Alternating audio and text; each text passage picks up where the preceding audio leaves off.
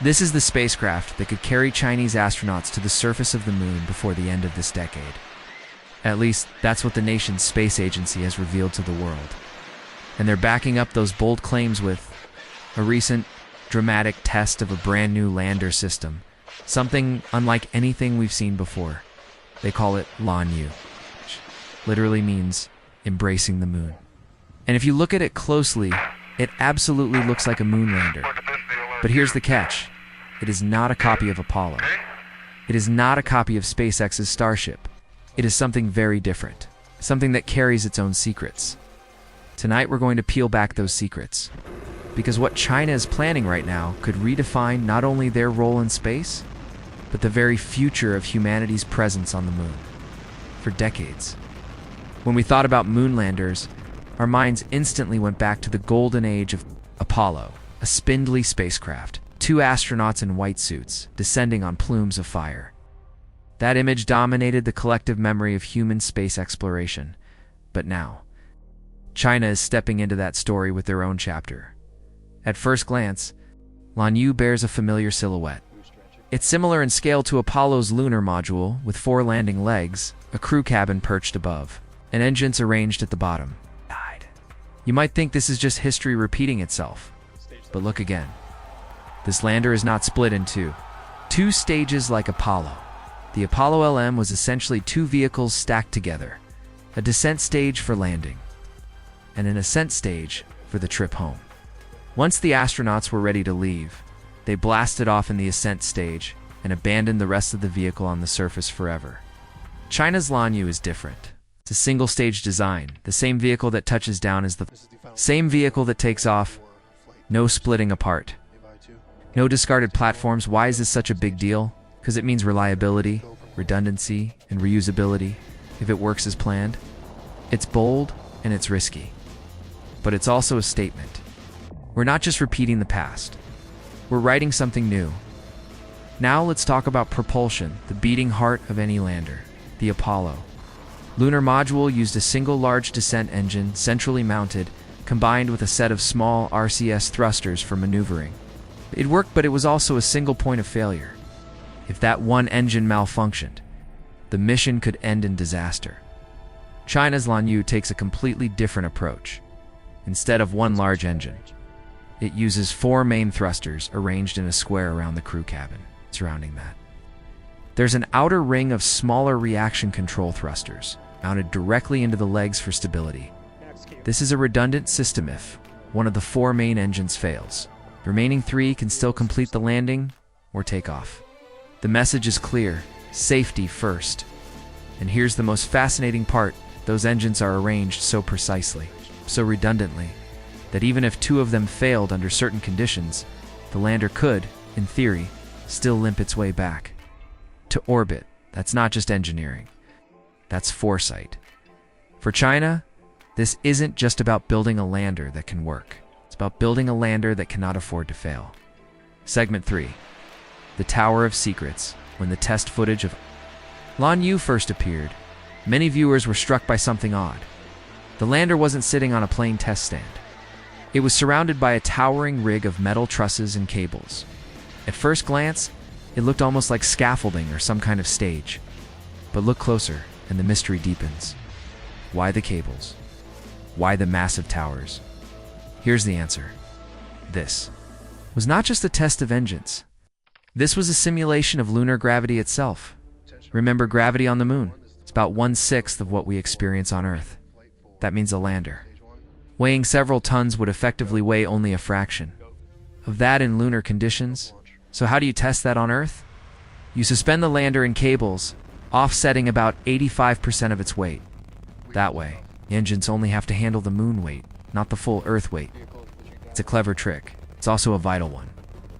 Without this rig, they could never practice realistic takeoffs and landings. With it, they can simulate every possible scenario-controlled descent, abort maneuvers, even a bumpy touchdown. And here's the kicker. This isn't the first time China has used such a rig. They did something very similar with their Tianwen-1 Mars lander tests years ago, and it worked. So what we're seeing here is not a fluke. It's part of a long, deliberate pattern of preparation. Segment 4. Building the bigger picture. But let's not be fooled. Lanyue is only one piece of the puzzle. Behind this single lander lies an entire architecture of missions, each one designed to fit together like clockwork. There's the Lanyue spacecraft, the crew vehicle that will ferry astronauts from Earth into lunar orbit. Think of it as the equivalent of Apollo's command module, but with modern updates. Lanyue will launch separately, on its own rocket, carrying the astronauts safely into orbit. Then there's the Long March 1A, a brand new heavy-lift rocket. Triple core, with 7 liquid engines per core. It's 21 engines in total, making it look and function suspiciously like a Falcon Heavy, but with its own unique engineering style. The plan is for Lanyue and Lanyue to rendezvous in lunar orbit. The astronauts transfer into the lander. They descend to the moon, and when it's time to return, they blast off. Rendezvous again and ride Lanyue home to Earth. It's a choreography of machines, each moving in harmony, each relying on the others. And let's not forget the Wangshu Lunar EVA suit. Revealed last year, it's China's answer to the bulky Apollo suits. More mobility, better radiation shielding, and designed for long walks on the lunar regolith. And finally, the Lanyue rover, a kind of lunar electric dune buggy.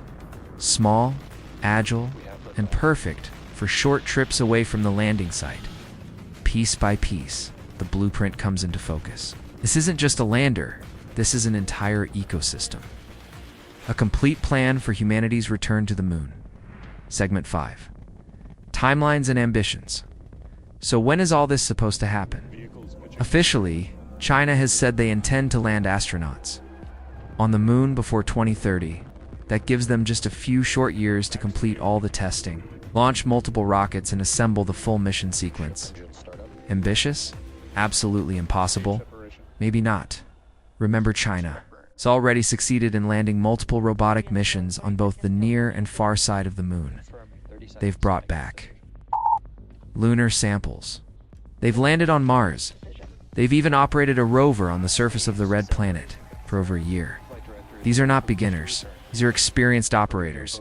And if they can bring that same steady pace to a human, landing 2030 might not just be a dream now. Here's where things get truly exciting. China is not the only nation with its eyes on the moon. NASA has its Artemis program, a massive international effort to return humans to the lunar surface using the giant space launch system and the Starship lander developed by SpaceX. On one side, we have Artemis. On the other side, Lanyue. Both programs aiming for the same finish line, a permanent human return to the moon. And the clock is ticking. For the first time since the Cold War, space is once again becoming a stage of competition. Not just for prestige, but for technology, resources, and influence. And at the heart of this new space race lies one cold, gray rock hanging in the sky, the moon. Segment 7. Why the moon matters. So why all this urgency? Why are China, the United States, and even private companies racing back to the moon now? The answer is simple. Resources. The lunar poles are believed to contain vast reserves of water ice locked in permanently shadowed craters. That ice can be converted into drinking water, oxygen, even rocket fuel. If humanity is going to build permanent bases in space, water is the key, and the moon is the nearest. Richest source we know of, whoever controls that resource controls the gateway to the solar system. That's why every lander test, every new rocket, every EVA suit, all matters. Because it's not just about planting flags. It's about securing the foundations of the next century of space exploration. Segment 8. Closing suspense. So, what does this all mean? It means that right now, in this very decade, humanity is standing at a turning point. On one side, the memory of Apollo glorious, historic, but frozen in the past. On the other, the future where new players like China are stepping onto the stage with their own plans, their own technology, and their own vision of the moon. Will Lanyue succeed? Will Lanyue and Long March 10A deliver as promised? Will we see new footprints on the lunar surface by 2030? We don't have the answers yet, but one thing is certain, the race is real, The plans are bold, and the next few years will determine whether humanity finally returns to the moon or whether these dreams remain just that, dreams. What do you think? Will China's plan succeed? Will their new moonlander carry astronauts to the surface before Artemis? Or will the timeline slip and history repeat itself in delays? Tell us your thoughts in the comments below, and don't forget, if you want to stay ahead of the curve, if you want to be the first to uncover the hidden truths and bold ambitions of humanity's future in space, subscribe to Nebula Veil, because the story of the moon is only just beginning.